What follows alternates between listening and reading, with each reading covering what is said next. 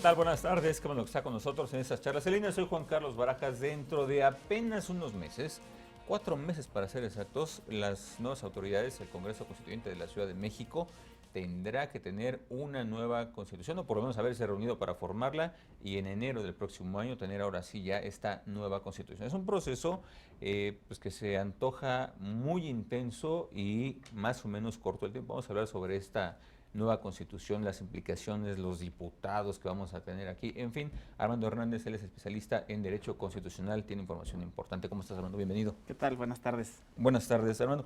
Se viene un proceso muy intenso en la Ciudad de México, ya ahora que somos una entidad federativa con muchas características de las que tienen las demás.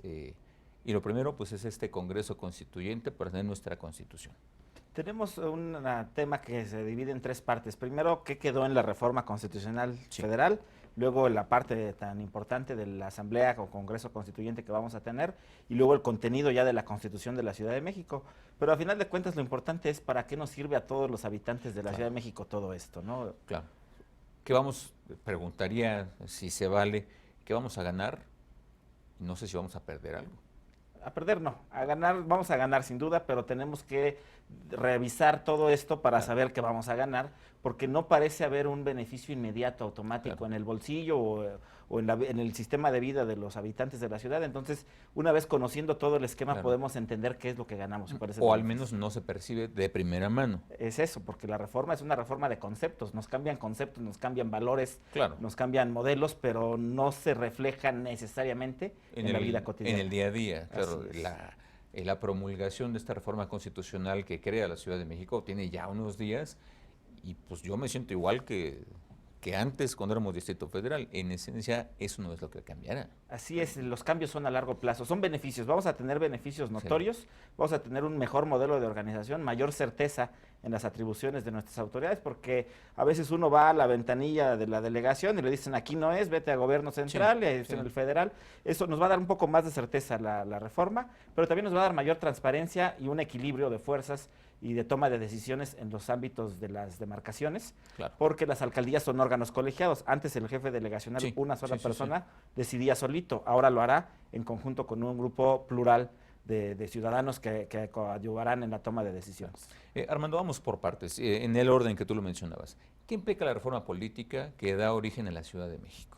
Creo que es muy importante redeterminar qué es lo que queda y cómo quedamos nosotros. A ver. Una de las principales discusiones ha sido, ¿somos el Estado 32 o no somos el Estado 32? Por principio de cuentas. Somos una entidad federativa, eso ya lo éramos. Entidad federativa quiere decir parte integrante de la federación. Y siendo Distrito Federal, éramos entidad federativa con sus características, pero entidad federativa a fin de cuentas. Entidad federativa quiere decir parte integrante de la federación y siempre lo hemos sido y lo seguimos siendo. Eso no cambia. Tenemos una constitución, hay un gran cambio. Antes teníamos un estatuto de gobierno. ¿Una entidad federativa con una constitución no es un Estado? Bueno, en teoría sí lo es. El término constitución está asociado a la idea de Estado. Lo que pasa es que la constitución le niega el carácter o el nombre de Estado a esta entidad federativa. Entonces, se llama Ciudad de México, no se llama Estado, pero tiene constitución. Entonces, nada como pato y camina como pato, pero no se llama pato. Pero no se llama pato. Entonces, no somos Estado en el estricto término jurídico que implica la figura de Estado. No le llamó, la Constitución no le llama Estado a la Ciudad de México. Nos llama Ciudad de México. Así es. Sí somos entidad federativa. Así es. No Estado, pero sí tenemos una Constitución, o tendremos una Constitución que ya no es estatuto de gobierno como los estados. Así es, esa es la parte central de la reforma. Después el beneficio viene en el contenido que se vaciará en la Constitución de la Ciudad de México en su momento. Otros de los cambios importantes, al darle nombre de Ciudad de México a un espacio geográfico en el que tenemos zonas rurales al sur de la ciudad, como es Tláhuac, Tlalpan, Milpalta, le estamos llamando ciudad a una parte de un entorno rural que no es propiamente una ciudad. También es algún desajuste en el concepto, en el término ciudad, no es lo más preciso, pero bueno. Claro, y además que por ahí alguna persona me decía que, bueno, cuando alguien hablaba de Ciudad de México, antes de esta reforma, incluso te podías referir a algunos municipios del Estado de México de la periferia. Es decir, esa era Naucalpan, en fin. Eso se llamaría zona metropolitana del Valle de México. Es okay. el concepto más extendido que abarca municipios del Estado de México. Pero en Ciudad de México, pero tenemos unas zonas rurales muy importantes y con una población importante también. Así es. Ciudad de México sigue siendo, y antes lo era, la capital de los Estados Unidos mexicanos, la ciudad capital. Eso tampoco cambia. Eso tampoco cambia. Y tampoco cambia lo siguiente, seguimos siendo el asiento de los poderes federales. Es decir, somos un distrito federal, asiento de los poderes federales, que ya no se llama Distrito Federal. Le quitamos el nombre DF, se llama Ciudad de México. Y ahora el nombre es Ciudad de México. Es necesario una etapa de transición, un cambio, ¿no? Tenemos que acostumbrarnos. La gente decía, estoy en el Distrito Federal, voy al Distrito Federal. Ahora la denominación adecuada de nuestra entidad es Ciudad de México.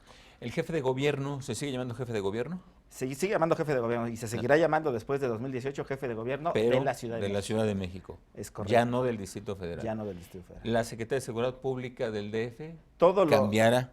El artículo 14 transitorio del decreto de reforma constitucional dice que todas las referencias que hacen las leyes al Distrito Federal se entenderán ahora hechas a la Ciudad de México. Entonces, en esta etapa de tránsito de aquí a que esté la Constitución y de aquí a 2018 que se elijan las nuevas autoridades, todo lo que se refería a Distrito Federal se entenderá mencionado como Ciudad de México. ¿Por qué 2018? Porque hay elecciones y ahí es cuando se renovará realmente, pero ya con la figura de Ciudad de México. Así es, en 2018 ya ahorita tenemos autoridades electas, tenemos un jefe de gobierno, una asamblea legislativa, delegados, jefes delegacionales, eso no cambia, esos van a permanecer en sus encargos hasta 2018.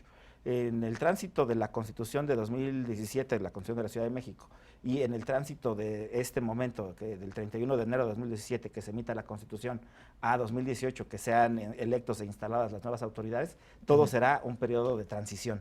Claro. Y hasta 2018 tendremos nuevas autoridades con estos nuevos cargos. A ver, eso tampoco cambia. El funcionario, pues, probablemente en funciones, pues, por decirlo de algún modo, electo, ese va a continuar en su cargo cumpliendo con sus responsabilidades. Es decir, los jefes o que eran jefes delegacionales van a seguir en sus funciones hasta la nueva elección. Así es. ¿Cómo se llaman ahora los jefes delegacionales? Se llamarán ahora alcaldes. Alcaldes van a ser. Así es, y van a estar integrados además con un consejo, un órgano colegiado entre 10 y 15 individuos. ¿Cómo sería un cabildo de los que hay en los estados? Algo similar al ayuntamiento municipal, aunque con un nombre distinto y con funciones más limitadas que las que tienen más los acotadas. Así es. Entonces, esta entidad federativa tendrá 16 alcaldías. Cuando menos, porque también la reforma constitucional permite la posibilidad de ampliar el número de demarcaciones territoriales. De dividirlas si fuese el caso. Pienso de bote pronto en Iztapalapa, que por número de habitantes, por extensión, pues es bastante grande.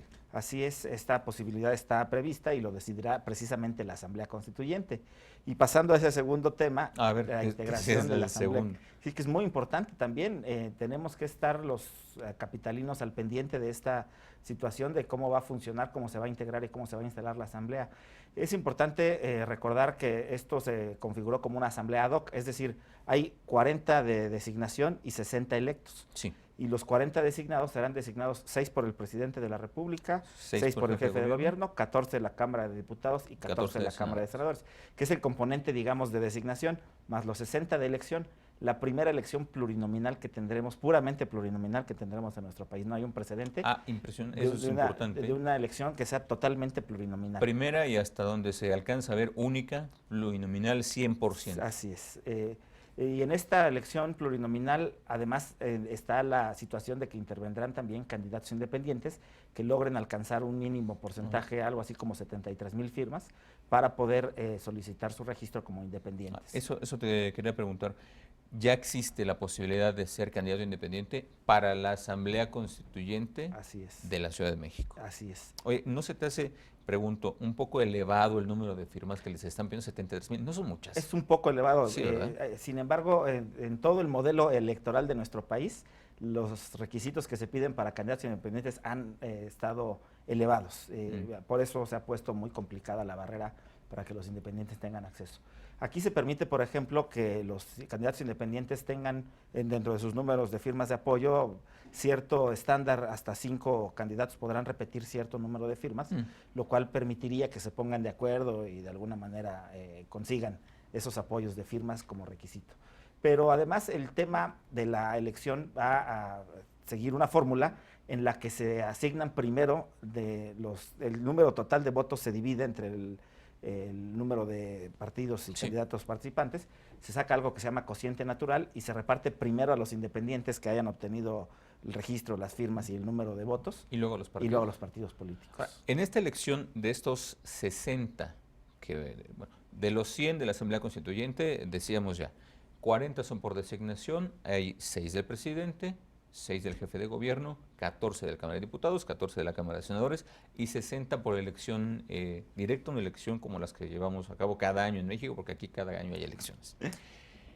En estos 60 participan los partidos políticos, Así es. evidentemente como en cualquier otra elección, además de los independientes. Es correcto. Esta es la elección que decíamos, es una elección puramente plurinominal. Los partidos participan con listas, no habrá el nombre específico de algún candidato. Eso te iba a preguntar participa ahora. El partido. No son candidatos, o sea, no. ¿Cómo van a ser las boletas entonces de votación? Vendrá la lista de los candidatos del partido correspondiente, que es lo mismo cuando sucede en la elección en la que uno vota por sus candidatos de mayoría relativa. En la parte del reverso de la boleta vienen las listas plurinominales. Viene una lista grande. Así es. Este tipo de elección será elección de lista cerrada por partido político. Participarán los partidos políticos con registro nacional y podrán proponer a sus candidatos para que el ciudadano vote por el partido correspondiente.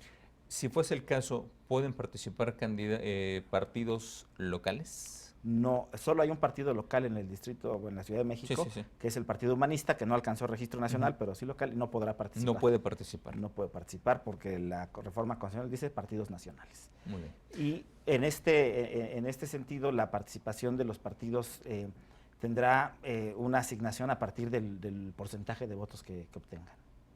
Muy bien.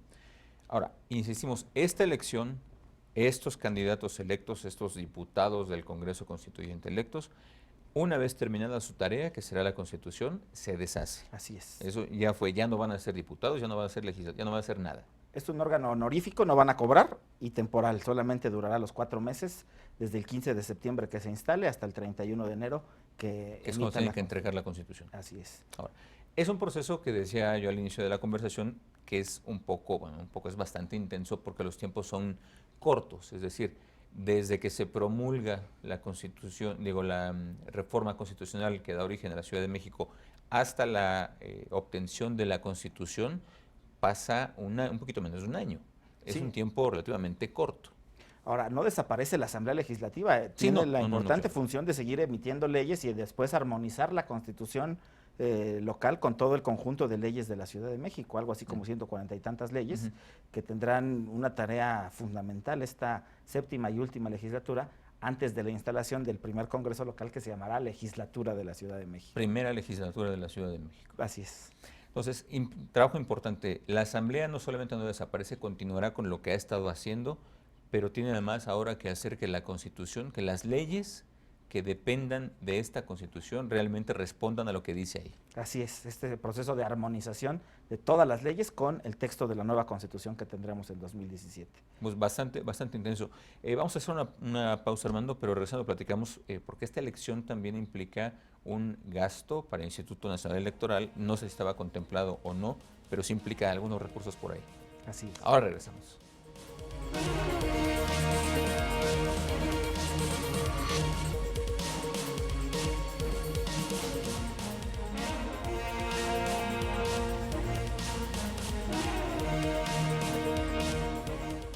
Estamos de regreso, estamos platicando con Armando Hernández, él es especialista en Derecho Constitucional y platicamos justamente sobre todos los cambios que implican modificaciones a partir de la promulgación de la reforma constitucional que da origen a la Ciudad de México. Hablábamos ya de lo que implica la reforma, esta reforma constitucional, lo que sí cambia, lo que no cambia. Estábamos hablando hace un momento sobre el Congreso Constituyente de la Ciudad de México, la integración, la elección que se va a llevar a cabo de 60 de estos 100 diputados del Congreso Constituyente. Te preguntaba, Armando, esto va a implicar un costo, efectivamente. O sea, el Instituto Nacional Electoral es el encargado de realizar esta elección que va a costar un dinero y que le van a dar una lana a los partidos para que hagan su campaña. Sí, pues tiene que como ser. Cualquiera. Es una elección y la reforma constitucional decidió que fuera el Instituto Nacional Electoral quien la organizara y el Tribunal Electoral del Poder Judicial de la Federación el que resuelva las controversias con motivo del proceso electoral. Como toda elección tiene un costo y el INE ya emitió la convocatoria el 4 de febrero y a partir de esta convocatoria hay plazos y fechas para el desarrollo del proceso electoral en el cual habrá una inversión, un gasto que tendrá que asumir el INE. Claro. La elección, si no me equivoco, se lleva a cabo en junio. El 5 de junio, el primer domingo de junio, sí, así es. ¿Coincide con las elecciones que tenemos de gubernaturas este año? No coincide necesariamente, por un lado, y las que habían en la Ciudad de México de comités ciudadanos y presupuesto participativo, así probablemente se tengan que recorrer para poder darle atención a esta elección del constituyente. Entonces, el día 5 de junio se lleva a cabo la elección de este Congreso, de los diputados del Congreso Constituyente, de los 60.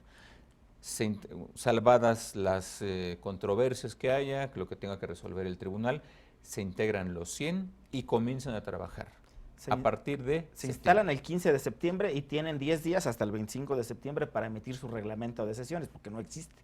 Y este reglamento de sesiones ya les permitirá del 25 en adelante empezar el debate y discusión de la iniciativa que presentará el jefe de gobierno, como está previsto. ¿Ante quién le presenta el jefe de gobierno? Ante la Asamblea Constituyente, ya integrada. Entonces, del 25 de septiembre a enero. Así es, al 31 de enero. 31 de enero. Son 4 meses, ¿Sí? Poquitito más de 4 meses. Así es. Te pregunto, ¿el tiempo es mucho, es poco, es el justo? Y te lo pregunto en función de los cambios que pueden significar de un estatuto de gobierno que, toda mi ignorancia se me antoja que es un documento mucho más sencillo a uno más complejo que es una constitución. Sí, no sé si el tiempo sea suficiente o no lo sea, pero seguramente serán debates intensos porque tienen el plazo marcado en la Constitución. Ya no se puede mover ese plazo. No se puede mover ese plazo, ya así está marcado. La iniciativa la presenta el jefe de gobierno, la presentará seguramente en tiempo para iniciar el trabajo del constituyente. Los integrantes son honoríficos, decíamos, y finalmente la labor que harán pues la tendrán que desarrollar de manera intensa para que en este tiempo pueda salir la Constitución. Efectivamente, una Constitución no es igual que un estatuto de gobierno. El estatuto de gobierno sería básicamente un documento para la administración de una instancia o dependencia administrativa como lo era el Distrito Federal. La Constitución ya debe recoger lo que es un proyecto de ciudad, conteniendo una parte dogmática y una parte orgánica en la que se desarrollen principios constitucionales, los derechos propios de los habitantes de la ciudad, adicionales a los derechos que ya tenemos todos como mexicanos, y una parte orgánica que es la organización del poder público, cómo se distribuyen funciones entre los órganos ejecutivo, legislativo, judicial y los órganos autónomos de la ciudad, así como las nuevas funciones de las alcaldías a nivel demarcacional. ¿Qué debe de contener la Constitución? ¿Qué temas son, digamos, los sensibles? Y bueno, te preguntaría, obviamente tiene que ir en concordancia con la Constitución federal, claro. Obviamente. Sí, por supuesto, la Constitución del Distrito Federal, de la Ciudad de México, perdón, tendrá la característica de que es un ordenamiento emanado o derivado de la Constitución Federal, a la cual debe asumir como jerárquicamente superior, como rector, como todas las normas del país. Pero en cuanto a su contenido específico, hablaba yo ya tanto de la parte dogmática como la orgánica. Lo que a mí me queda claro, todas las constituciones de las entidades federativas tienen esa misma característica. Lo que me queda claro es que la Constitución de la Ciudad de México deberá recoger, sin duda alguna, los derechos humanos que han sido ya propios y naturalizados en esta entidad y que tienden a la protección de intereses de grupos minoritarios, de grupos vulnerables, cuestiones de carácter económico y social, esto que se conoce en la teoría de los derechos humanos como los derechos económicos, sociales, culturales y ambientales, la llamada segunda generación de derechos humanos. En mi opinión, el enfoque progresista y de vanguardia de la Constitución de la Ciudad de México tendrá que ser reconocer y elevar a rango constitucional derechos que ya se tienen en la ciudad. Ok. Dime una cosa, ¿la Constitución realmente debería de ser una Constitución moderna, progresista, en el entendido de que es la más nueva, o será la más nueva del país? Debería, en los términos principalmente de su contenido, pero también de su forma, su técnica legislativa, la organización de sus disposiciones, tendría que ser una Constitución propia ya a la altura de lo que se conoce en el debate constitucional en este momento, a estas alturas, una Constitución de principios, por ejemplo, una Constitución que desarrolle principios mínimos de convivencia. Hay quien dice que la Constitución de la Ciudad de México debería recoger todos los derechos humanos de los tratados y la Constitución Federal y reproducirlos en el texto local. Yo creo que no, creo que precisamente una Constitución moderna y de avanzada tendría que ser algo sencillo, dinámico y fácil también de conocer y de aplicar por toda la gente. Oye, esta constitución de avanzada, digamos, ¿se basará en algo? Es decir, ¿hay un modelo que pueda servir de referencia? Y bueno, entendiendo que no puede ir en contra, evidentemente, de la Constitución General, pero ¿hay algún modelo que pudiera ser, que nos indique esta manera moderna de hacer leyes? Hablaba yo de constituciones y principios. Sí. El tema de recoger principios mínimos de organización, hay casos extremos como la Constitución de Sudáfrica, que tiene muy poquitos artículos Sí, porque sí. recoge principios y es una constitución moderna. Incluso la propia Constitución española, no tan reciente, pero de 1978, que contiene un catálogo muy ordenado de derechos humanos individuales y colectivos. Hay ejemplos, hay disposiciones a lo largo del mundo, la propia Constitución ya en la ciudad de Buenos Aires, que también es la Constitución de una ciudad capital. Son ejemplos en el derecho comparado, encontramos grandes ejemplos modernos de cómo tener Claro. organizado el poder en una ciudad como esta. ¿Existen las condiciones para que se dé la Constitución tan moderna y de avanzada como nos gustaría a todos?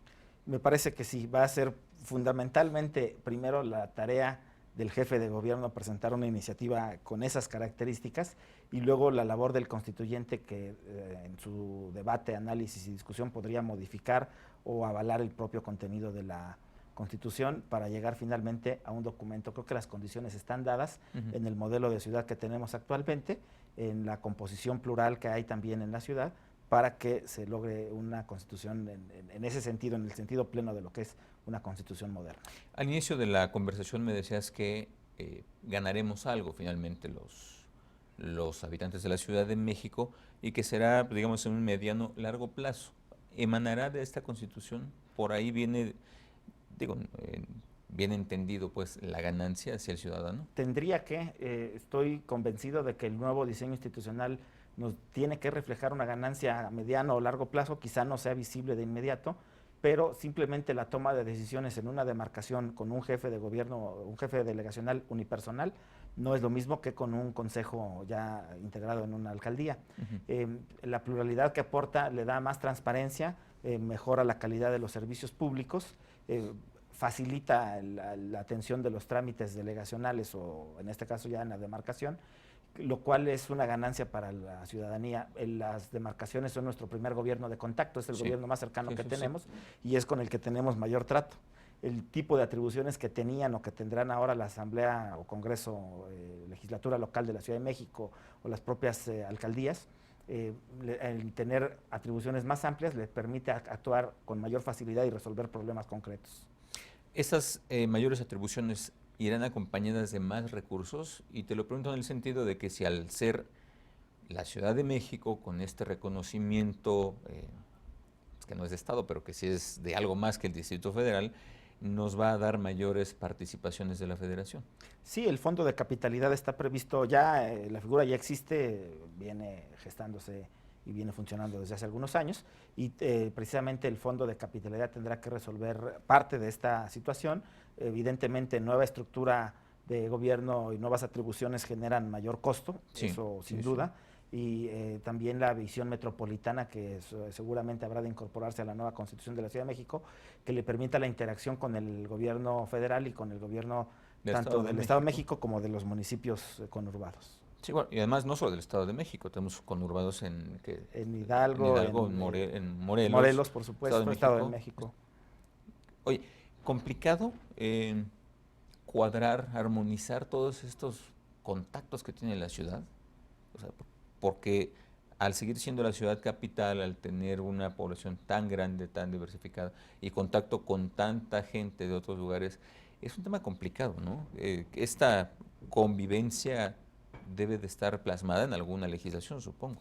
Este es un tema muy interesante porque además la Constitución y los beneficios de la nueva estructura de la Ciudad de México no son solo para la población, habitantes avecindados o residentes de la Ciudad de México, sino también para la población flotante que viene de este fenómeno de la zona conurbada y transita y hace uso de servicios públicos en la Ciudad de México y ejerce derechos también que son para las personas que se encuentran en el territorio de la ciudad. En fin, habrá una serie de aspectos por su propia condición de capital y de asiento de los poderes federales, que deba ser regulada en este mismo apartado metropolitano de la Constitución local. Claro. Armando, tenemos un minuto más de conversación, ¿algo más que nos quieras agregar? Me parece muy importante que estemos al pendiente los ciudadanos, los habitantes de esta capital, de qué es lo que va pasando con el proceso, que nos apropiemos del proceso. No se trata de ir a votar el 5 de junio y a ver si votamos por algún constituyente y quién sabe qué vayan a hacer. Creo que es importante estar informados, conocer y saber cuáles son esos beneficios y exigirlos además. Además, esta primera constitución es una buena oportunidad de que entre todos podamos construir una que nos guste a todos y que nos beneficie a todos. Debe ser un pacto social y en el pacto social no solo intervienen los partidos, debemos intervenir todos los habitantes de esta ciudad. Oye, última cosa, rapidísimo, todas las leyes emanadas de esta Constitución tendrán que adecuarse o reformar las que existen ya. Así es, antes del 2018 y si no la legislatura ya instalada en 2018 tendrá que hacer esa armonización también. Excelente. Armando, muchísimas gracias por estar con nosotros. Un placer. Gracias también a ustedes por habernos acompañado. Pase excelente tarde, descanse y nos vemos mañana con otra charla en línea.